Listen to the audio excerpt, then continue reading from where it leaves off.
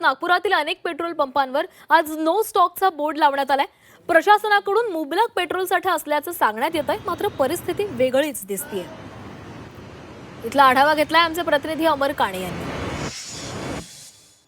नागपुरातील अनेक पेट्रोल पंपवर आज नो स्टॉकचा म्हणजे पेट्रोलचा साठा नसल्याचा बोर्ड लागलेला आहे। आता पण नागपुरातील अशाच एका पेट्रोल पंपवर आहे, तिथे सुद्धा आता नो स्टॉकचा बोर्ड आहे। पण सुदैवाची गोष्ट अशी आहे की तिथे पेट्रोलचा एक टँकर पोहोचलेला आहे आणि टाकीत पेट्रोल टाकण्यास सुरुवात झालेली आहे। तर खरं तर अनेक वाहनधारक इथे अगोदरच येऊन थांबलेले आहे।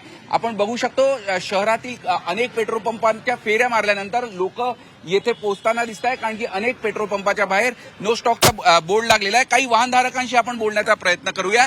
दादा, किती पेट्रोल पंपांवर जाऊन आले आणि काय चित्र दिसलं तुम्हाला? 4-5 जागी तर फिरलो मी, पण कुठं सकाळपासून काही दिसलं नाही। आता आलो तर इथं आहे म्हणून काही उमेद आहे आम्हाला। 12 कालपासनं काल दुपार 3 वाजेपासून पेट्रोल पंप पूर्ण ड्राय आहे आमचा, आणि ते टँकर जे आहे ते आता सकाळी 9:30ला आलेला आहे। अजूनही नागपुरात पेट्रोलसाठी लोकांची धावाधाव आणि फिरणं सुरूच दिसून येत आहे। झी मीडियासाठी व्हिडिओ रत्नश्री सातपुतेसह अमर काणे, नागपूर।